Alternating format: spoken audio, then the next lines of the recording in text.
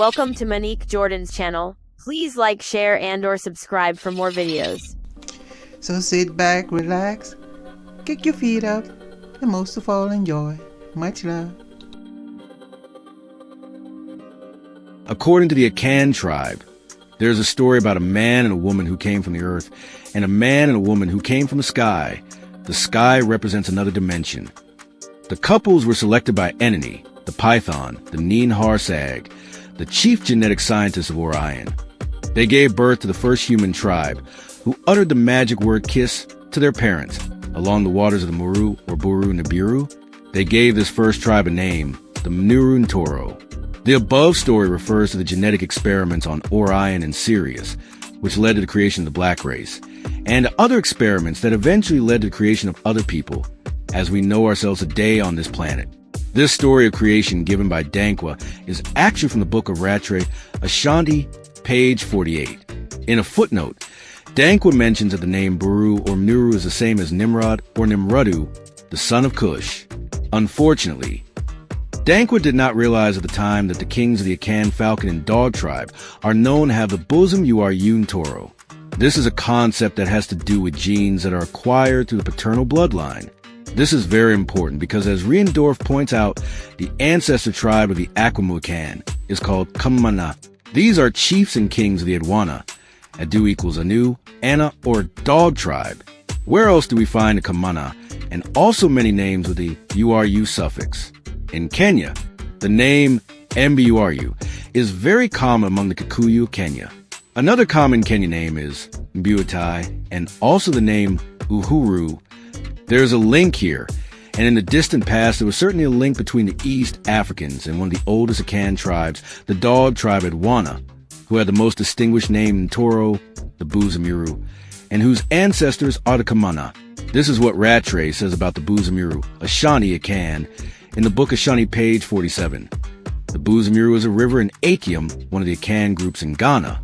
It is considered the most important of all the Ntoro divisions, partly because it was in Toro of no less than 8 Ashanti kings, and partly because the Ashanti believe it was the first Ntoro ever given to man.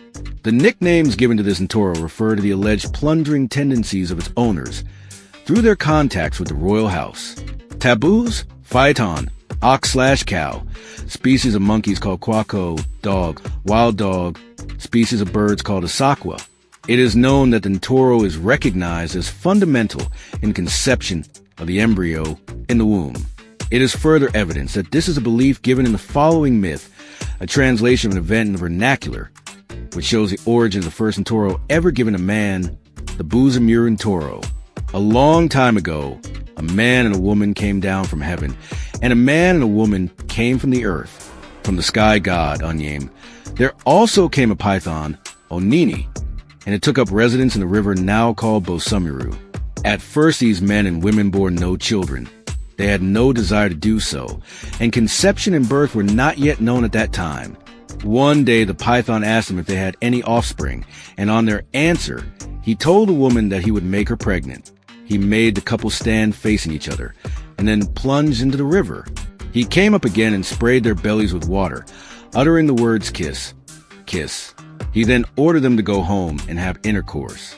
The woman became pregnant and gave birth to the first children in this world. These took Buzumuru as their Ntoro, and each man passed this Ntoro on to his children, bloodline of the father. When a Buzumuru Ntoro man or woman sees a dead python, they will never kill one. They sprinkle it with white clay and bury it. A Bosamper man or woman treats a leopard in the same way. The Aginating Toro is said to have been given to man in much the same way by the crocodile. The Buzumuru Toro was given to man by Tu, the anthroposophical spirit god of the lake. A Kankadine Toro equals the property of the old Akans, Niam, the sky god, long ago sent a dove to earth, DNA of the Aku, the bird beings, to a certain man and woman, with his blessings and the promise of his children. The Ashanti tribe say that these persons of this Ntoro can be recognized by their peaceful character even now. This is a very explanatory story, because the ancestors of the Akan could not bear children in the first place. Why? Because they could not. This is a true and ancient story about the first beings that the Sirius and Orion scientists genetically created. This being was cloned in a laboratory, and it was only later that the being was given the ability to reproduce, and even then under strict supervision and rules. The other interesting part of the story has to do with how Unyam Enki then gave these beings the ability to reproduce. It has been mentioned before that Onini/Inini the python is a representative of a reptilian genetic scientist.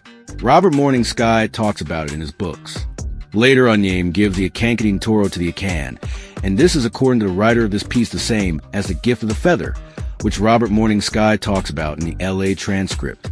The gift of the feather is a gift of consciousness, and is in fact a DNA strand from the Aku, the guardian bird, beings that influenced Enki's experiment. Note that the Buzimir Toro is mainly found in the Akan kingship. Not every Akan has this Toro. In fact, there are 12 Toro in total. In the LA transcript, pages 60 to 69, it talks about the enmity between Enki and his younger brother Enlil. Enki sabotages the genetic experiment and interferes with the breeding programs. He changes the DNA of the beasts, giving them a higher sex drive, and eventually causes a rebellion, with a beast rebel and escape into the wild. This chapter will generally be difficult for Africans and blacks in general to digest. For other African accounts of the creation of the black race, read Mr. Credo Mutwa's version, chapter 7.1. Also important is the sacred word of the Akan Kus. The analysis of the sacred word, Kus. This analysis shows the link between the reptilian and bird influences of Enki. The word Kus should actually be written as Kuss. The first part Ku refers to bird influences, and the second part of the sacred word SSS refers to reptilian influences. This is because Enki's mother, some call her Aid, has both reptilian and flying ancestors, and comes from Rigel, instead of being connected to the Orion lineage, which is based on Orion Belt and mainly Mintaka, the headquarters.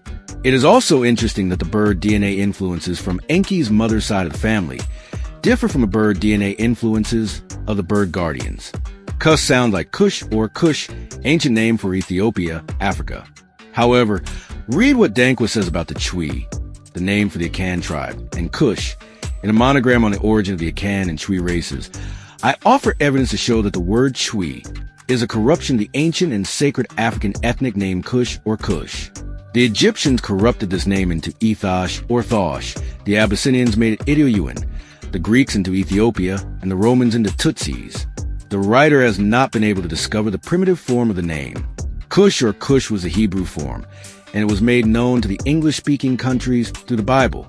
The primitive form may have been Ku or Tsu, but this is only a guess. It is possible that the origin of the name Kush is related to Kus, the sacred word of the Akan, Nana, the goddess of the Akan, and Enini, Inanna, the python. Here we see a connection between the python and the Sumerian goddess Inini/Inanna.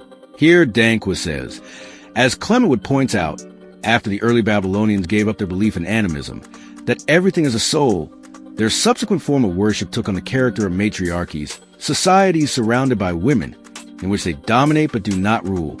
This was the time when primitive women dominated, and when paternity was unknown. The female god Ishtar was their chief deity. Ishtar was a Semitic name given by the invading Semites to a native Babylonian virgin sky goddess Inini. She was the daughter of the sky god Anu. The chief seat of her cult was Kishkush. She had various names in Akkad and Sumer, and her name in Nini was often rendered Inanna, Nana, or Nana. She was called the supreme goddess, or queen of the gods. She was called the queen of the mountain, and was supposed to live despite her death and act or rule as a goddess. It was said of her that she was a daughter of the High One. All of this shows strong similarities to Nin Harsag, or Isis, or Inanna. This being seems to have had several names. Robert M. Sky points out that kings of the constellation Sirius had to be married to an Orion woman because of friendship between the two worlds, so the High, as mentioned earlier, could very well be the Orion queen herself on Mintaka and not Anu. Also of note is the fact that Inini sounds like Enini, the Akan/Chui word for python, a type of snake. The important titles here are Supreme Goddess, Queen of the Gods, and Acting or Ruling as Goddess. However, this marriage between the Syrian king and the Orion queen's daughter was in truth to have a member of the Orion royal house keep an eye on the Siriuses. Below is a picture of Inanna with wings, bird DNA, with her foot on a lion cub, indicating Orion's control over Sirius. Thanks for watching this video. I hope you come back soon. So till the next time, much love.